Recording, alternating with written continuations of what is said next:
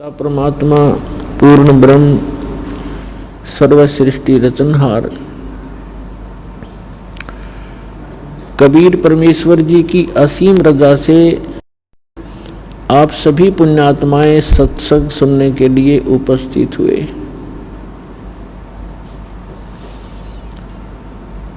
प्रथम तो इस प्राणी को मानव शरीर मिलना सुदुर्लभ है। मानव शरीर प्राप्त प्राणी एक बहुत ही पुण्यकर्मी प्राणी होता है और मानव शरीर दो प्रकार से प्राप्त होता है। एक तो विधान है परमात्मा का कि प्रत्येक जीव को एक टर्न वाइज कर्मानुसार यानी एक साइक्लोन बना रखा परमात्मा ने, एक चक्कर बना रखा है कि कैसा ही भी प्राणी क्यों ना हो 84 लाख प्रकार के प्राणियों के शरीरों में अनेकों यातनाएं भोगने के उपरांत एक मानव शरीर अवश्य प्राप्त होता है और उस मानव शरीर प्राप्त सुअवसर को वो खो देता है, भक्ति नहीं करता है, परम संत प्राप्त नहीं होते हैं, तो फिर उसको इतने ही लंबे 84 लाख प्रकार के प्राणियों के शरीरों में यातनाओं का सामना करना पड़ता है। दूसरी प्रकार के वो पुण्यात्मा होते हैं मानव शरीर प्राप्त प्राणी जो किसी जन्म में परमात्मा की भक्ति किए हुए होते हैं और उस भक्ति के आधार से उनको लगातार कई जन्म भी प्राप्त हो जाते हैं। मनुष्य के वो होते हैं उसके पूर्व संस्कार भक्ति किए हुए और उन कई शरीरों में मानव शरीरों में मानस जीवन में यदि उसको परम संत नहीं मिलते हैं तो वो प्राणी फिर 84 लाख योनियों के उस चक्कर में गिर जाता है।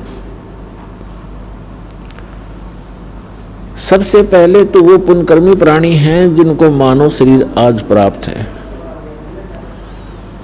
दूसरी प्रकार के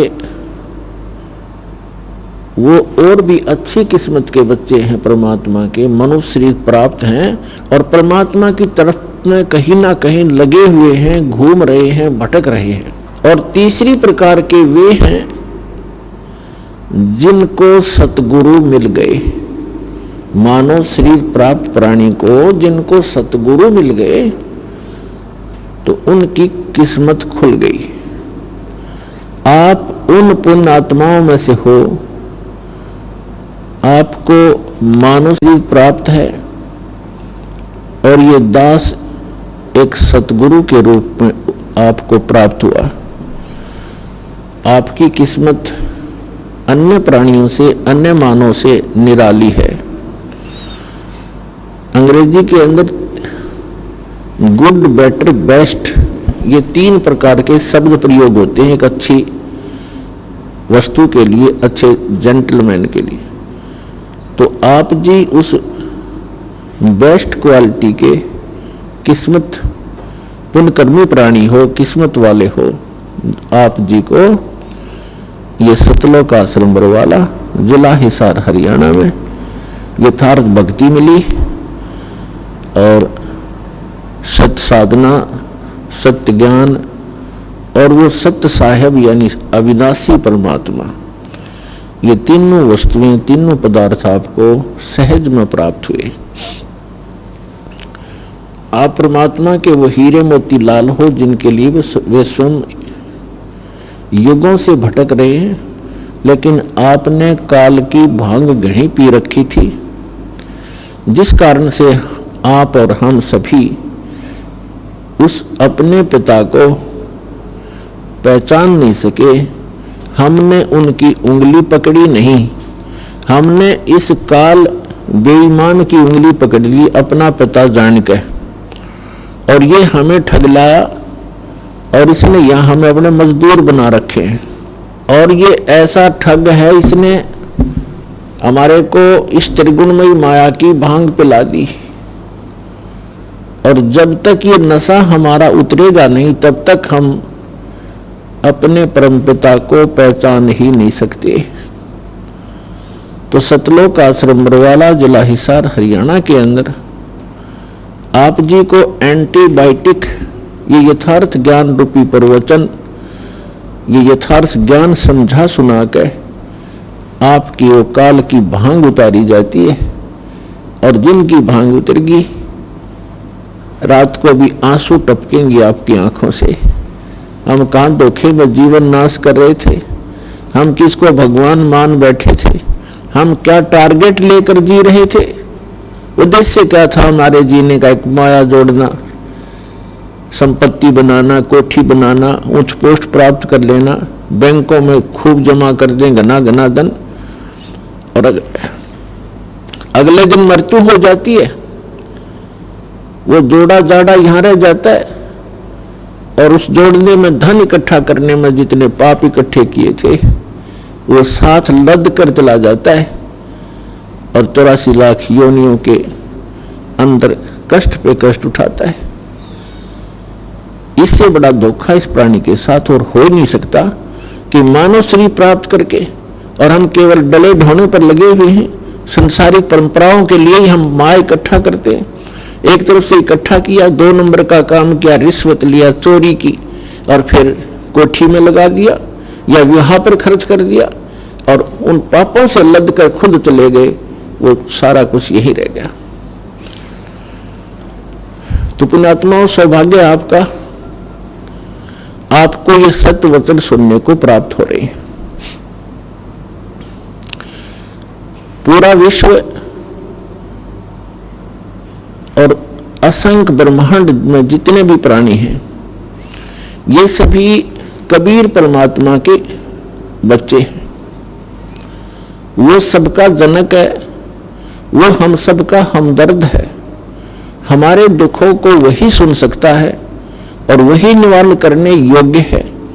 अन्य कोई सक्षम भी नहीं है। हम चाहे किसी के सामने अपनी एप्लीकेशन, अपनी अरदास लगाए बैठे रहें, जो काम मुख्यमंत्री सतर का हो और हम अरदास लगाते हैं पटवारी के सामने, तो हमारे जैसा मूर्ख नहीं तो सारी उम्र लगाए बैठे रहे वहां दरखास्त, वो कुछ नहीं कर पाएगा।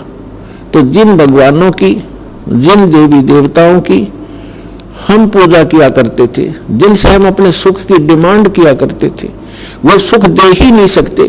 ये तो कबीर परमेश्वर जो सर्वशक्तिमान है, सर्व सक्षम है, जो हमारे मस्तिष्क के अंकों को भी बदल देता है, केवल उसी परमात्मा के सतर का काम था। हमारे को आज तक उस परमात्मा का ही ज्ञान नहीं हुआ कि परमात्मा कौन है।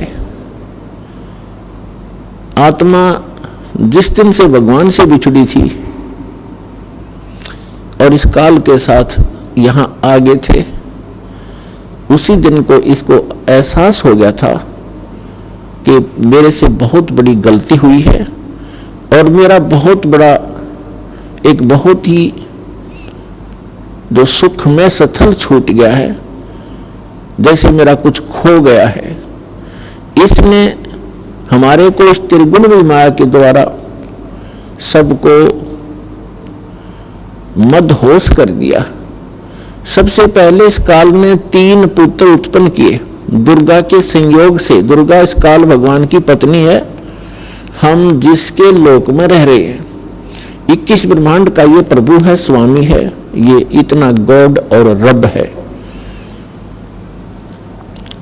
तो इसने हमारे को यहां फंसाए रखने के लिए सबसे पहले यह भांग तैयार करी, रजगुण युक्त किया अपने बड़े पुत्र ब्रह्मा जी को और सतगुण युक्त किया अपने मंझले पुत्र, बिचले पुत्र विष्णु जी को, और सबसे तीसरे नंबर के अपने पुत्र शंकर को, शंकर जी को इसने तमोगुण युक्त कर दिया। अब ना इन ब्रह्मा विष्णु महेश के बस की बात है। जैसे मिर्च है, अब मिर्च बना दी, अब मिर्च का क्या दोष है, उसमें वो गुण ही ऐसा है। तो मिर्च के बस की बात नहीं कि उस मिर्च अपने गुण को स्वयं समाप्त कर सके। इसी प्रकार ये तीनों देवता भले ही अपने लोकों में रहते हैं, ऊपर के ऊपर अपनी इनकी तीनों की अलग से राजधानियां हैं, वहां से बैठकर ये तीन लोक के प्राणियों को, पृथ्वी लोक, ऊपर स्वर्ग लोक और नीचे पाताल लोक के, इन तीनों लोकों के प्राणियों को ये प्रभावित कर रहे हैं। ये इनके इंचार्ज बना रखे हैं। ये तीन मंत्री समझो, एक एक विभाग के, रजोगुण विभाग के ब्रह्मा जी, सतोगुण विभाग के विष्णु जी और तमोगुण विभाग के ये शंकर जी। अब जैसे रसोई के अंदर मिर्चों का छोंक लगाया जाता है,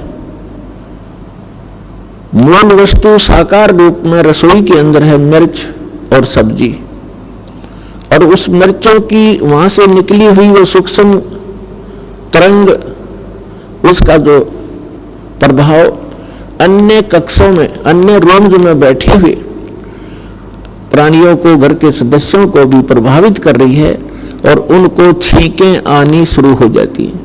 तो उन व्यक्तियों की बस की बात नहीं कि वे छींकों को रोक सकें। तो पुण्यात्माओं, आप और हमको, इंक्लूडिंग ब्रह्मा विष्णु महेश जी को, इस काल भगवान ने हमारे को विवश करके यहां रखा हुआ है। ब्रह्मा विष्णु महेश जी के शरीरों से वो किरण निकलती है, वो तरंगें निकलती हैं, और हम तीन लोक के प्राणियों को वो छींकें आ रही हैं। कौन कौन सी छींकें हैं? काम, क्रोध, मोह, लोभ, अहंकार की। और इनको रोकना आपके बस की बात नहीं है। इसका विकल्प बताया परमात्मा ने, एक अल्टरनेट बताया है कि सतगुरु की खोज करो। और सतगुरु कौन होगा, सतगुरु की पहचान क्या होगी, ये हमारे सभी सदग्रंथ भी बताते हैं। सतगुरु की सबसे पहली पहचान बताई है कबीर परमात्मा जी ने अपनी प्यारी आत्मा धर्मदास जी को, कि जो संत मम सत शब्द दृढ़ावे, वा के संग सब राड बढ़ावे। ऐसी संत महंतन की करनी और धर्मदास में तो से वर्णी। पहली पहचान बताई है कि जो मेरा प्यारा हंस, मेरा भेजा हुआ दास, जिसको मैं सतगुरु बनाकर भेजूंगा। सतगुरु का अर्थ होता है सच्चा ज्ञान प्रदान करने वाला, और सच्ची ही साधना उसके पास हो और वो अधिकारी हो उस नाम के दान करने का, सभी मर्यादाओं का उस वो पालन करता हो, जैसे सभी कंडीशन पूरी हो, तो वो सतगुरु होता है। और वो हम मेरे सच्चे ज्ञान का जो प्रचार करता है, जैसे कबीर पंथ तो अनगिन है, कबीर पंथ के अंदर गुरु अनगिन है और सभी प्रचार करते हैं, किसी का कोई विरोध विवाद नहीं है। और इस दास ने जिस दिन से सच्चा ज्ञान प्रारंभ किया है, उसी दिन से हर तरफ से विरोध प्रारंभ हो गया था। लेकिन परमात्मा साथ होता है तो विरोध लास्ट में व्यर्थ ही होता है उन लोगों का, और फिर उनको पछताने के अतिरिक्त कुछ भी हाथ नहीं लगता। ये तो पहली पहचान बताई है। फिर दूसरी बताई है कि सतगुरु के लक्षण कहूं मधुरे बैन विनोद, 4 वेद 6 शास्त्र वो कहे 18 बोध।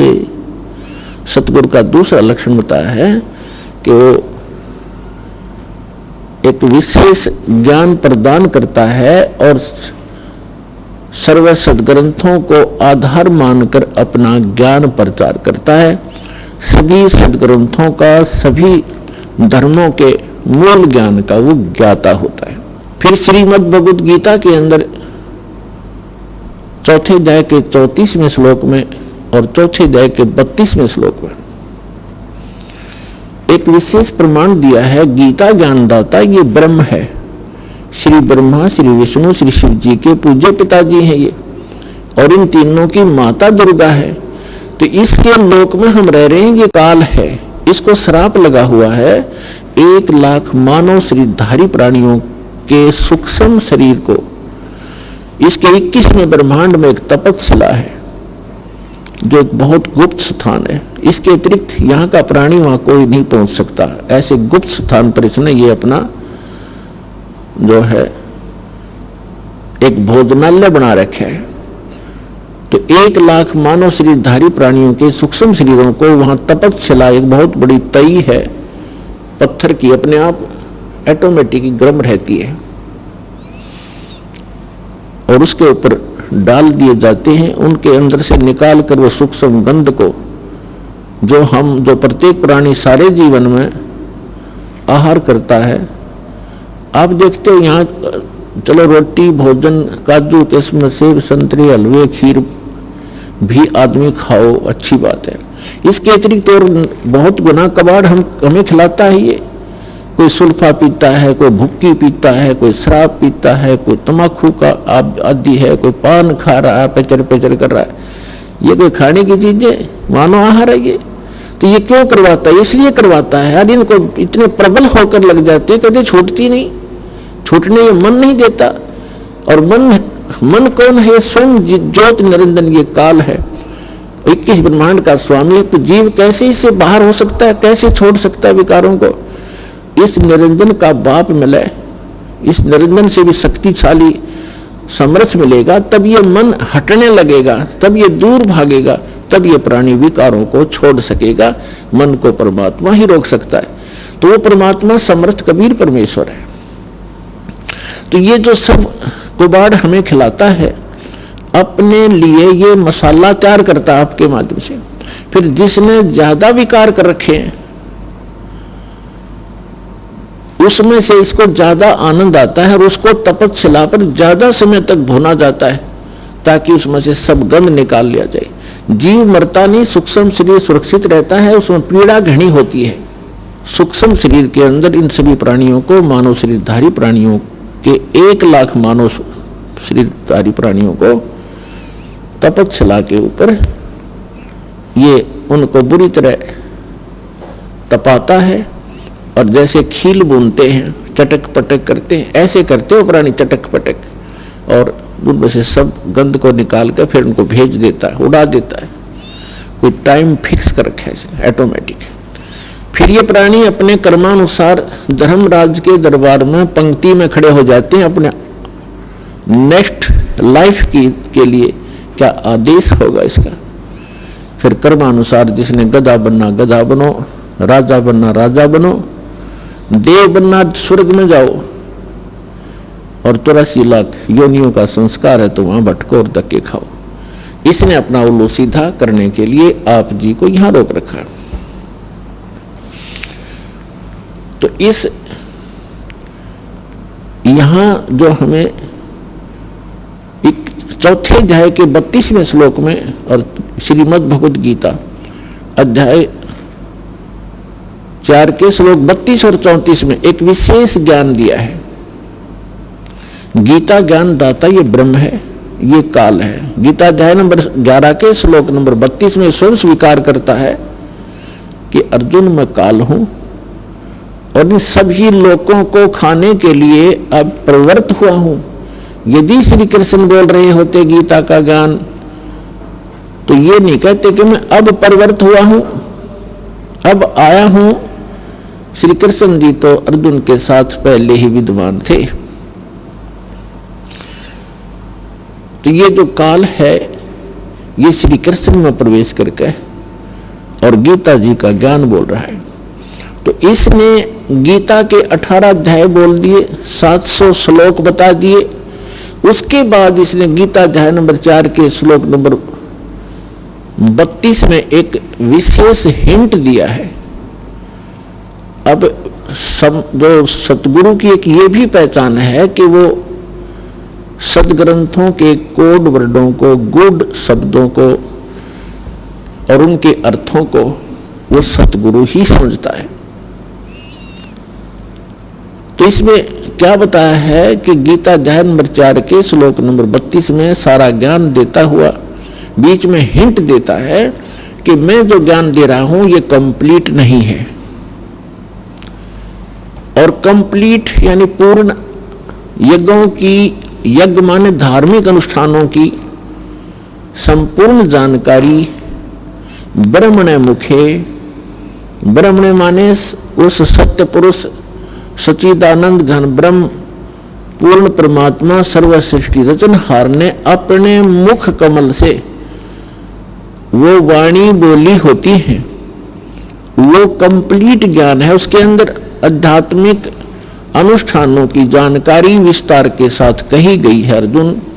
और उसको जानने के बाद फिर तो सर्व कर्मों से, सभी पापों से मुक्त हो जाएगा।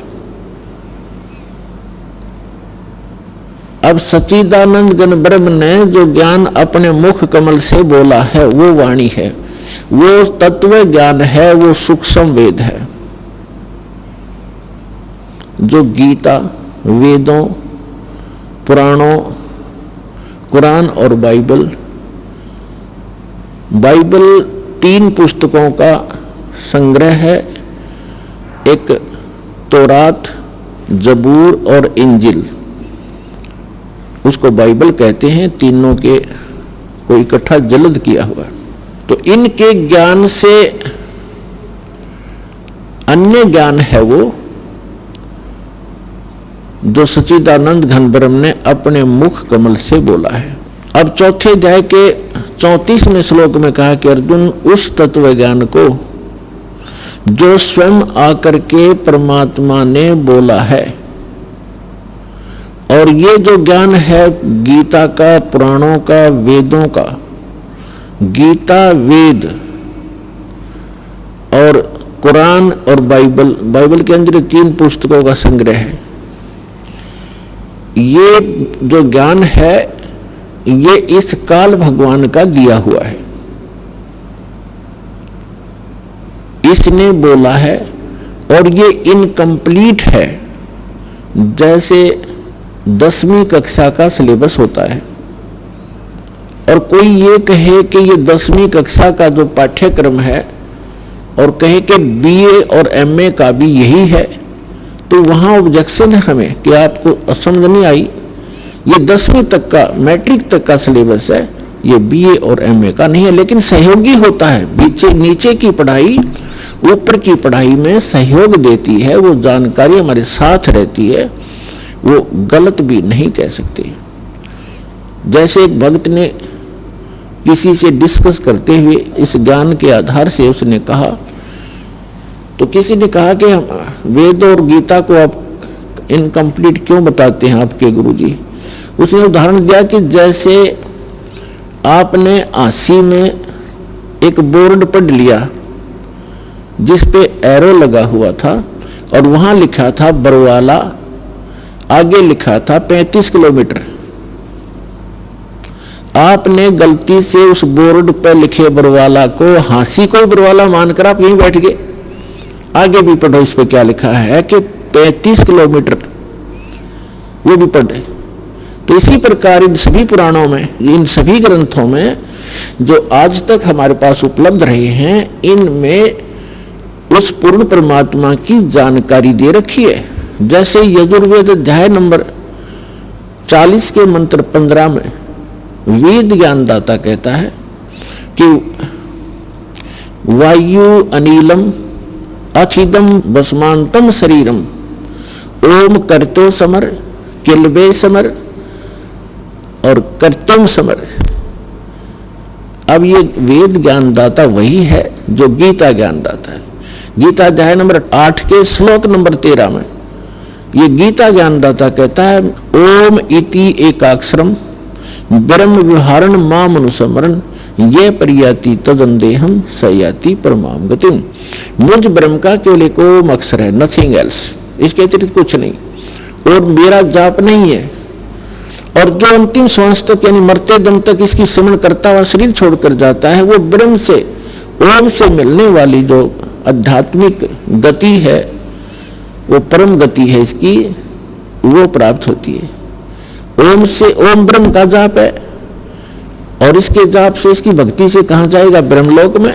गीता अध्याय नंबर 8 के श्लोक नंबर 16 में तुरंत कहा है कि ब्रह्मलोक पर्यंत, वहां तक के भी सभी लोग पुनरावर्ती के अंदर हैं, वहां गए प्राणी भी जन्म और मृत्यु के चक्कर में रहते हैं। तो प्रसंग जो चल रहा है कि वेद और गीता इनका ज्ञानदाता एक ही है। अभी ये तो है यहां लिखा है।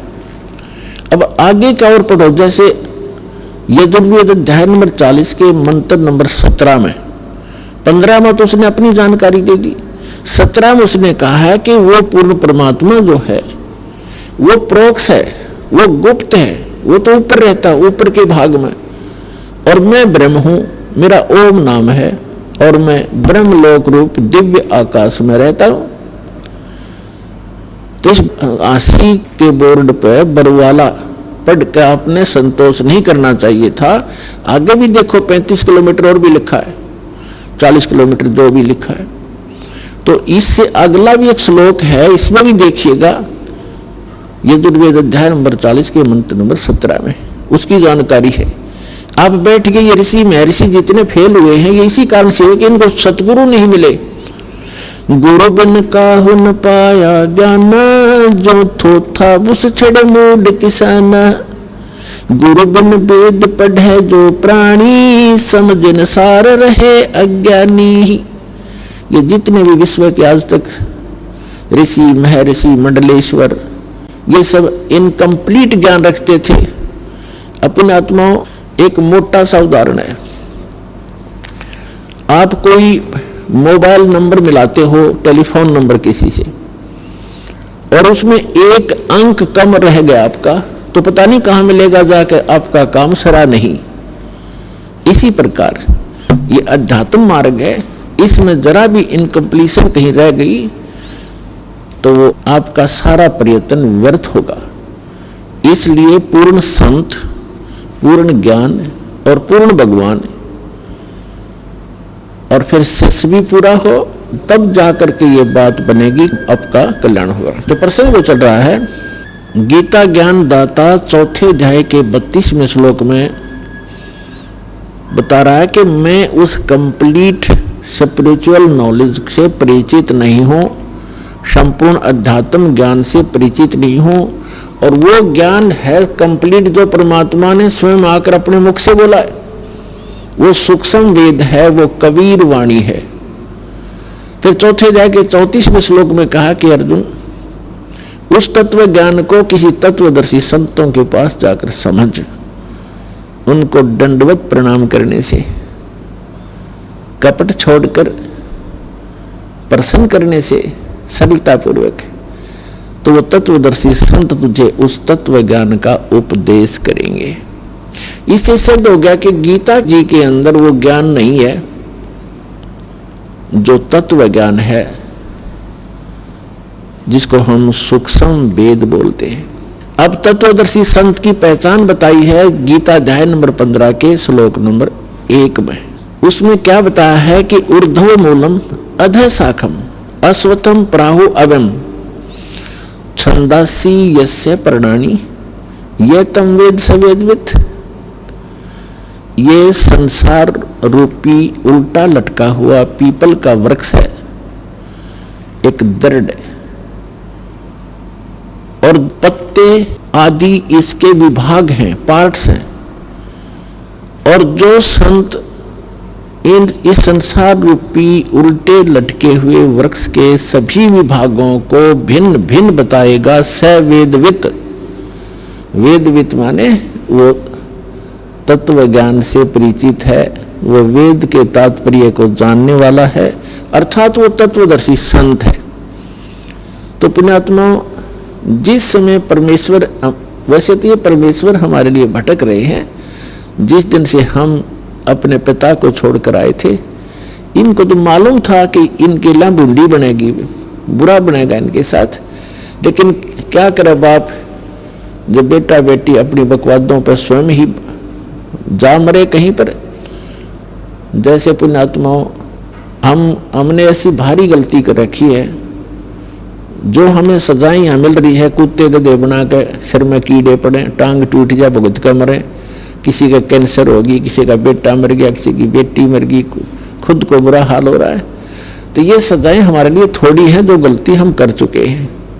आपकी जब जितनी भांग उतरती चली जाएगी, नशा कम होगा यहाँ के अज्ञान का और इस काल भगवान का, उस समय आपको ये दास के एक एक वचन हृदय में लगेंगे जाके, और ये लगेंगे आपके अंदर के उस फोड़ेंगे आपको, जो आपके अंदर एक जमा हो गया गंध, अज्ञान, हमें पता नहीं था, तो ये आपको फिर पता लगेगा। फिर उतना ही आप में कसक बढ़ती चली जाएगी। हमने सतलोक में सारे सुख थे। जितने भी नकली संत हैं आज तक का किसी का इतिहास उठाकर देख लो, वेदों के जानकार विद्वान क्या लावें और परमात्मा को निराकार बतावें। धिक्कार है सिर्फ ऋषि और महर्षियों को और मंडलेश्वर संतों को। वेदों में साकार है, नर आकार है, परमात्मा ऊपर के लोक में रहता है, वहां से गति करके आता है और अपनी अच्छी आत्माओं को ज्ञान प्रचार के लिए, ज्ञान देने के लिए आता है। ऐसे बाइबल के अंदर उत्पत्ति ग्रंथ में स्पष्ट किया है कि परमात्मा ने 6 दिन में सृष्टि रची और उसने छठे दिन मानव को रचा और उसको अपने जैसा रचा, अपने स्वरूप के अनुसार उसकी उत्पत्ति की, नर और नारी करके उसको उत्पन्न किया। तो कैसा है भगवान? सारा ईसाई समाज कहता है गॉड इज फॉर्मलेस, कोई बात हुई, परमात्मा निराकार है। पूरा हिंदू समाज कहता है भगवान निराकार है, पूरा सिख समाज कहता है परमात्मा निराकार है। तो ये और ऐसे ही पूरा मुसलमान धर्म कहता है परमात्मा बेचून है, निराकार है। और सभी सदग्रंथ हमारे धर्म ग्रंथ बताते हैं परमात्मा से शरीर है, नर आकार है, मनुष्य दृश्य, उसका नाम कबीर है। और वही परमात्मा है जो काशी के अंदर एक धानक रूप में, एक जुल्हा रूप में आए थे। ये परम परमात्मा है, सबके जनक हैं, ये हमारे हमदर्द हैं। तो जो प्रसंग चल रहा है हम उसी पर आते हैं कि वो परमात्मा हमारे लिए भटक रहे हैं और युगों युगों से भटक रहे हैं, लेकिन हम उस परमात्मा को पहचान नहीं पा रहे, क्योंकि हम इस काल भगवान ने इन नकली दूत बेच के अज्ञानी करा दिए। तो ये जो जितना भी आज तक के संत महर्षि हुए हैं, संत हुए हैं, मंडलेश्वर हुए हैं, या कोई काजी मुल्ला पंडित हुए हैं, ये सारे के सारे तत्व ज्ञान से अपरिचित थे और इन्होंने हमारे को उल्टा पाठ पढ़ा दिया। अब वो उल्टा पाठ पढ़ा हुआ आज तक आड़े आ रहा है। दास ने सन 1994 से लेकर आज 2013 तक लगभग 19 वर्ष हो गए संघर्ष करते रहे, और जब जाकर के इतना कुछ जेल तक भेज दिया, झूठे आरोप लगा कर, झूठे मुकदमे बनवा के, नकली संत ऋषि आचार्यों और दुष्ट लोगों ने। कोई बात नहीं, परमार्थ के लिए हमें कितना भी कष्ट हो, लेकिन हमारा मिशन सफल हो, ताकि विश्व का कल्याण हो, सब प्राणी परमात्मा को पहचाने और सतलोक जाएं। दास का इतना उद्देश्य है। तो यहाँ और धिक्कार है उनको, बाइबल के पढ़ने वालों को, जो परमात्मा को बॉडीलेस उसको फॉर्मलेस बताते, उसका कोई आकार नहीं। ऐसे धिक्कार है कुरान शरीफ के पढ़ने वालों को, निराकार बताते। और सूरत फुरकानी 25 आयत 52 से 59 में स्पष्ट किया है कि वो परमात्मा कबीर है, और जिस परमात्मा ने 6 दिन में सृष्टि रची, 7वां दिन आसमान और जमीन के बीच में जो कुछ है सबको उत्पन्न किया, और फिर तख्त पर जा विराजा। तख्त माने सिंहासन। जैसे हम पढ़ा करते इतिहास में कि दिल्ली के तख्त पर 12 वर्ष की आयु में अकबर राजगद्दी पर बैठा। दिल्ली के तख्त पर, तख्त माने सिंहासन।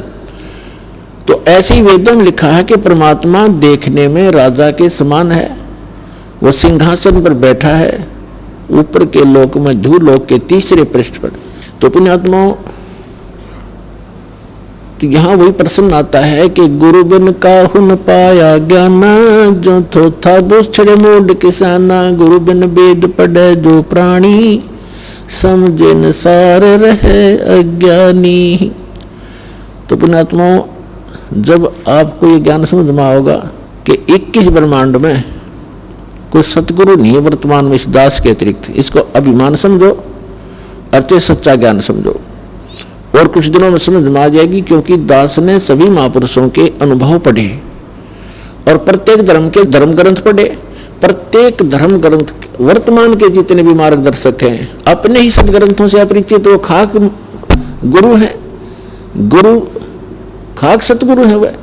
और सतगुरु से नीचे कोई अपनी जो है ना पोस्ट नहीं बताता, सतगुरु से नीचे कोई बात नहीं करते, सभी बोले श्रद्धालु कहते हमारे सतगुरु हैं।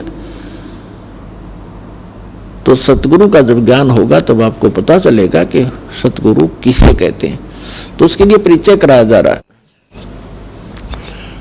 तो जैसे प्रसंग एक पॉइंट को पुण्यात्माओं आपके हृदय में जमाने के लिए एक बिंदु पर बहुत से उदाहरण दिए जाते हैं, तब जाकर के आपका अंदर का मैल, वो अज्ञान खुरचा जाता है। और उसको खुरच के ही, जैसे समझदार पेंटर जो होता है, पुराने पेंट ने खूब तारेगा, 20-20 बार रेग मारना पड़े भले उसको, तभी वो ओरिजिनल पेंट ठहरेगा उस पर, ना टिकने ना दे, उसने पापड़ी पाट जा। तो इसलिए दास सोचता है, को पता है कि जब तक पुराने रंग को नहीं उतारा जाएगा तो नेक्स्ट टिक ही नहीं सकता। तो यहाँ जो प्रसंग चल रहा है कि गीता अध्याय नंबर 15 के श्लोक नंबर 1 में कहा है कि ऊर्ध्व मूलम अधः शाखम अश्वत्थम प्राहु अवम छंदासी यस्य प्रणानी यतम वेद स वेदवित। उल्टा लटका हुआ, ऊपर को मूल जड़ है, नीचे को तीनों गुण रूपी शाखा है। ये एक संसार रूपी वृक्ष कहा गया है और इसके पत्ते आदि सब इसके विभाग हैं, छंद हैं। और जो संत इसके सभी विभागों को जानता है वो तत्वदर्शी संत है। बिल्कुल सबसे बेस्ट पहचान बता दी। ये भी एक, इन पहचानों में से एक, ये भी एक विशेष पहचान है।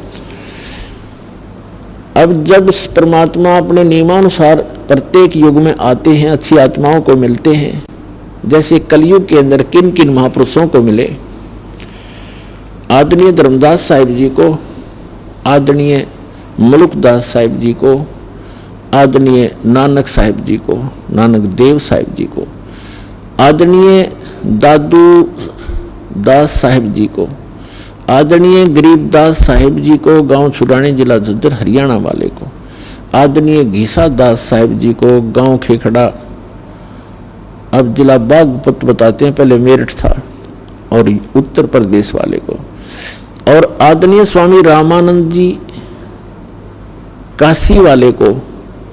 उस समय स्वामी रामानंद जी पंडित वर्ण में जन्मे थे। 104 साल के स्वामी रामानंद जी थे और 5 वर्ष के परमात्मा लीला में शरीर में 5 वर्ष के थे, लीला कर रहे थे। एक 5 वर्ष के बालक रूप में उपस्थित परमेश्वर ने 104 वर्ष के पंडित की गिग्गी बांध दी ज्ञान में। चारों वेदों का ज्ञाता माना जाता था, पुराणों का मर्मज ज्ञाता, गीता और वेदों को कहते हैं, बड़ा अच्छी तरह जाना स्वामी रामानंद जी ने।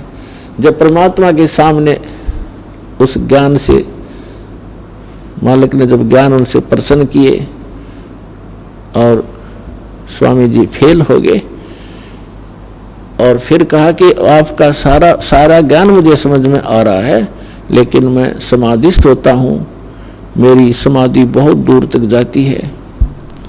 परमात्मा बोले, आप समाधित होते हो स्वामी जी इस शरीर के अंदर, एक अंड कहो, एक पिंड कहो, एक ब्रह्मांड कहो, इस जो बॉडी में, शरीर में आप जो कुछ भी धुन सुनते हो, जो भी आप प्रकाश देखते हो, इसके अंदर जो भी आप और अन्य लोक देखते हो, ये एक ब्रह्मांड का सांग है, सारा एक ब्रह्मांड का साजबाज है। और हमने असंख्य ब्रह्मांडों के पार जो हमारा देश है, अंड और पिंड, इन सब के पार जो देश हमारा है, वहां हमारा मूल ठिकाना है। हमने जाना वहां है। आप गले ढोरे इस बॉडी में, कान मूंद के, आंखें बंद करके धुन सुन लो, इसमें कुछ भी सुन लो, सब काल की धुन है, काल के साजबाज है। और इस काल भगवान ने ऊपर के लोगों की नकल कर रखी है जो सतलोक के अंदर है। तो यहां हमारे को धोखा देकर, मिसगाइड करके, भ्रमित करके, अज्ञानी बना के इसने रोक रखा है। अब सतगुरु आए दया करी, सतगुरु आए दया करी, ऐसे दीन दयाले, बंदी छोड़ वृत्तास का जठरग्नि प्रतिपाले। सतगुरु आए दया करी। गरीबदास जी महाराज को जो जिन महापुरुषों का दास ने अभी रेफरेंस दिया है कि जिन पुण्यात्माओं को परमात्मा आकर मिले, जो उनका एक विधान है प्रत्येक युग में, तो उनमें से आदरणीय गरीबदास साहिब जी गांव छुड़ानी जिला झज्जर वाले को विशेष ज्ञान दिया। पहले के महापुरुषों को धर्मदास जी को विशेष ज्ञान दिया था, उसके बाद फिर अन्य महापुरुषों को भी जैसे आदरणीय नानक साहिब जी को भी ज्ञान दिया, और उनका जो विशेष ज्ञान था वो संग्रह नहीं हो सका। एक उनका विशेष ज्ञान था प्राण संगली के अंदर, उसमें बहुत से अध्याय जो यथार्थता से भरे हुए थे वो छोड़ दिए गए और ना गुरु ग्रंथ साहिब में लिए गए।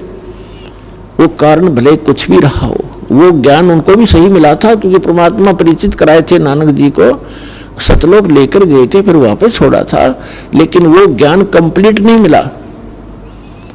अब गुरु ग्रंथ साहिब को संग्रह करते समय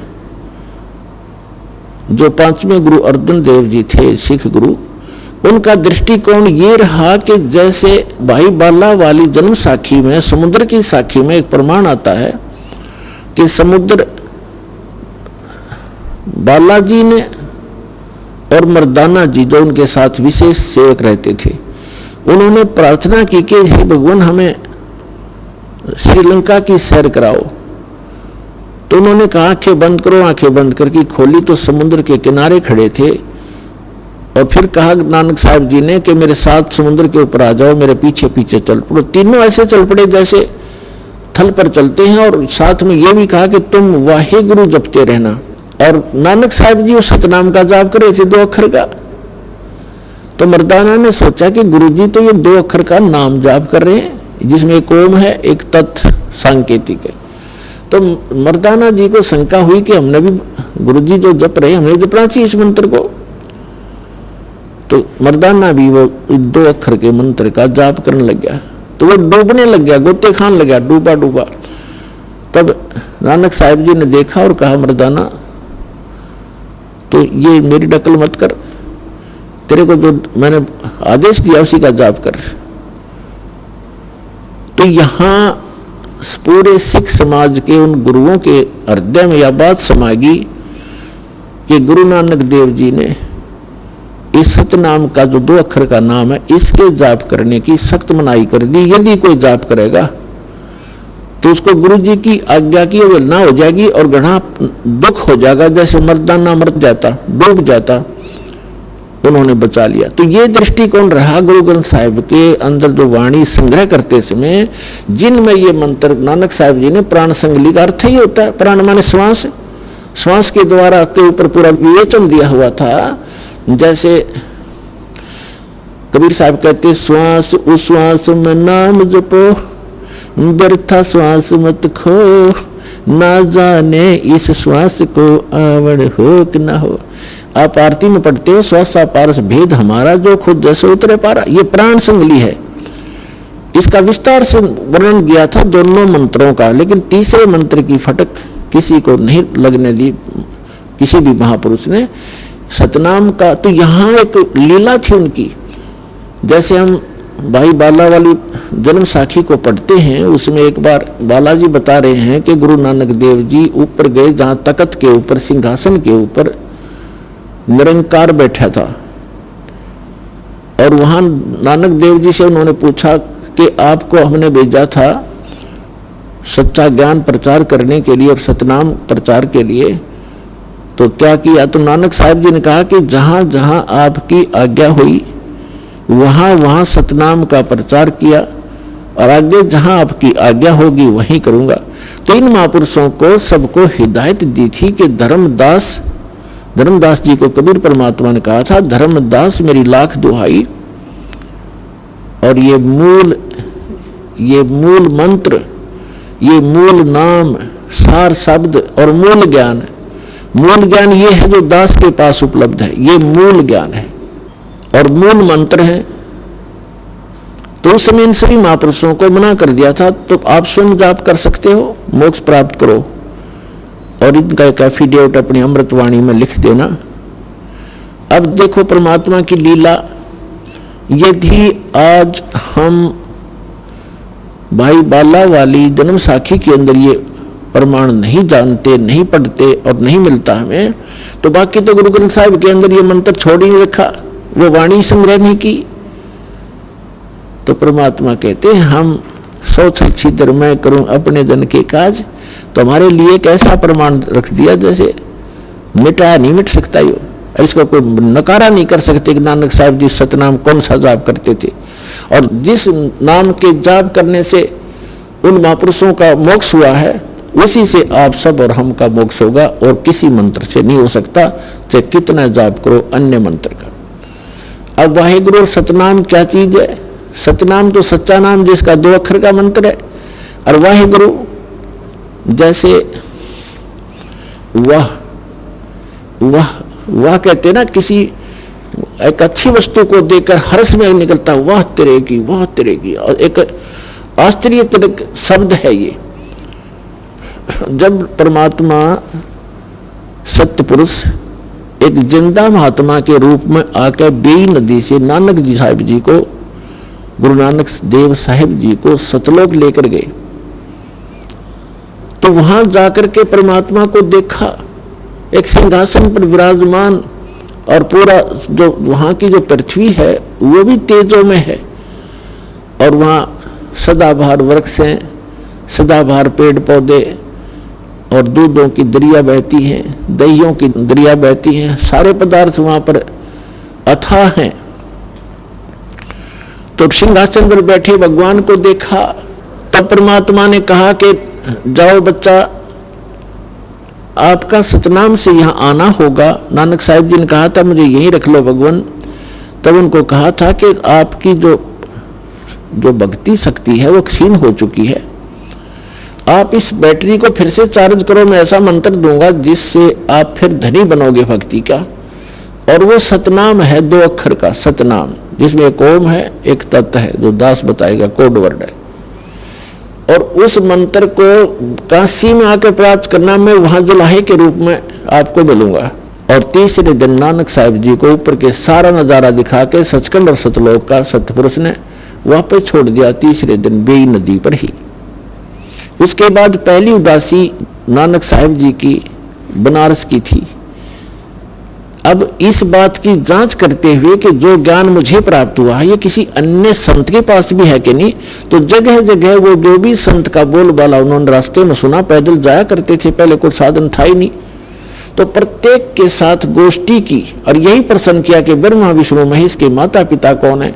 जो मंडलेश्वर मिलते थे, जो गीता और वेदों के ज्ञाता कहलाते थे, उन्होंने एक 7 श्लोक सिलेक्ट किए थे गीता के, सप्त श्लोक की गीता कहलाती थी। तो उनसे प्रश्न करते थे कि गीता ज्ञानदाता जैसे 18वें अध्याय के 62वें श्लोक में अपने से में किस परमात्मा की शरण में जाने को कह रहा है वो बताओ। और गीता अध्याय नंबर 8 के श्लोक नंबर 5 में और 7 में तो अपने विषय में कह रहा है, 8 और 10 में वो किसके विषय में कह रहा है, उसकी भक्ति करोगे उसको प्राप्त होगे। इस तरह के प्रश्न करते हुए किसी के पास कोई जवाब नहीं था, तो बनारस में पहुंचे, काशी में। तो वहां जब देखा जाकर के कि जिस परमेश्वर को सचखंड में देखा था और जिंदा महात्मा के रूप में देखा था, वही धानक रूप में जुल्हे रूप में कपड़ा बुन रहा है। अब जिसने आंखों देख रखा वो भूल पड़ सकती है उसको। तब उन्होंने कहा था, फाई सूरत मुल्क की वेश ए ठगवाड़ा ठगी देश खरा सियाणा बहुता बार, ये धानक रूप रहा करता। तो यहां जो वाहिगुरु के ऊपर बात आई थी, तो तब गरीबदास साहिब जी को भी परमात्मा मिले थे। उन्होंने कहा है कि झांकी वेख कबीर की, झांकी वेख कबीर की झांकी, जैसे आप 26 जनवरी पर प्रत्येक प्रांत की झांकी देखते हो, यानी उसके अंदर जो भी डेवलपमेंट और जो भी कोई कार्य है, कोई अच्छे मंदिर हैं, कोई गुरुद्वारे हैं, या कोई अच्छी फैक्ट्री लगा रखी है, कोई दरिया बह रही है, या कोई अच्छा कोई हॉस्पिटल बना रखा, तो सबके मॉडल बनाते हैं और उसमें रख देते हैं। तो उनको सब बैठे हुए लोग देखते हैं, तो उनको झांकी कहते हैं कि ये पंजाब प्रदेश की झांकी, ये हरियाणा प्रदेश की झांकी आप देख रहे हो, झांकी यानी वो सारा दृश्य नजारा। तो क्या बताया कि गरीबदास साहिब जी ने कहा कि झांकी वे कबीर की, नानक की तीवा अरवा सिखा के गल पड़ी, वो कौन छुटा हुआ था, यानी ये वाहे वाहे वाह चिरे की, और फिर नीचे आए कि ओहो वाह वाहे वाहे गुरु, ये तो वही है जो ऊपर देखा था, ये है सच्चा गुरु वाहे गुरु। और सतनाम मिले, सतनाम, ये सतनाम 2 अक्षर का। तो तब उन्होंने ये कोड वर्ड रखे थे, किसी को बताए नहीं, ये बताने नहीं होते, इसलिए इसको सतनाम कहा जाता है। तो नानक साहिब जी कह रहे थे वाहिगुरु सतनाम वाहिगुरु, और परमात्मा ने मना कर दिया था कि प्यारी आत्मा अभी इसको डिस्क्लोज ना करना, सतनाम को, मेरी महिमा का गुणगान करते रहो। जो भी पुण्यात्मा मेरी महिमा का भी गुणगान करेंगे उनका भी साथ दूंगा मैं। और अभी नहीं, पिछली पीढ़ी जब आएगी सबको शिक्षित किया जाएगा एक विशेष, क्योंकि कलयुग नाम इसका क्यों रखा कि इसमें सब मशीनरी कामयाब होंगी, मालिक देगा वो विधि और बुद्धि,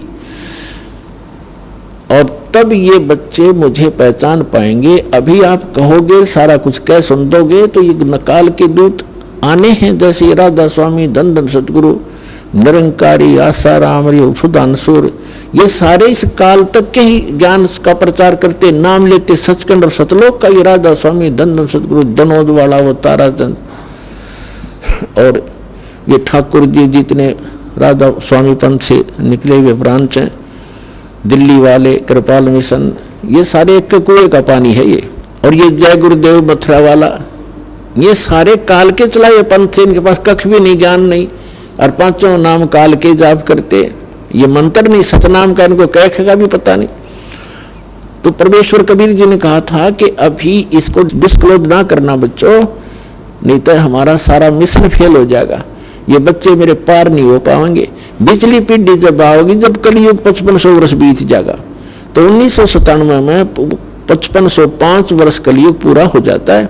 उस समय इस दास को परमेश्वर आकर मिले थे, कबीर परमेश्वर, और उन्हें संकेत कर दिया था कि बच्चा बेशक से सतनाम का तो दान करना शुरू कर दे। 1994 में दास ने ये दीक्षा देना प्रारंभ किया था अपने पूज्य गुरुदेव जी के आदेशानुसार, और 1997 में मेरे गुरुदेव जी शरीर छोड़कर गए थे 26 जनवरी 1997 को।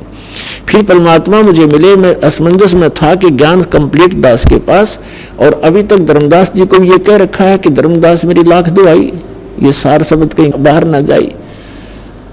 तो उस समय तक दास ने विशेष ये सार शब्द नहीं बताया था, सतनाम अवश्य देना प्रारंभ कर दिया था। तब परमात्मा आए और कहा बेटा शुरू कर दे, डोंट वरी, अब आ गया वो समय। तो पुण्यात्मा ये वो समय है, इसके लिए सभी महापुरुषों से कहा था कि धर्मदास मेरी लाख दुहाई, ये सार शब्द कहीं बाहर ना जाई, सार शब्द बार जो पढ़ी ये बिचली पीढ़ी हंस नहीं तरी। फिर कहा था कि सार शब्द तब तक छुपाई जब तक 12 पंथ ना मिट जाई। अब काल ने कहा था कि जब परमात्मा के आए थे अपने पुत्र जोगजीत के रूप में, तो इस काल भगवान से वार्ता हुई थी। तब काल भगवान ने पूछा था कि आप कहाँ जा रहे हो? तो परमेश्वर ने कहा था मैं नीचे जाऊंगा तेरे ब्रह्मांडों में, और तूने सबको मिसगाइड कर दिया, भगवान का नाम और निशान मिटा दिया, अपनी महिमा का गुणगान करवाता है, झूठे मंत्र जाप करवा के उनको यहीं डाले रखता है। क्या बुरा हाल कर दिया तुमने, मैं वहां जाके बताऊंगा सबको, और तेरा भंडा फोड़ करूंगा, बताऊंगा कि तू काल है, तू भगवान नहीं है।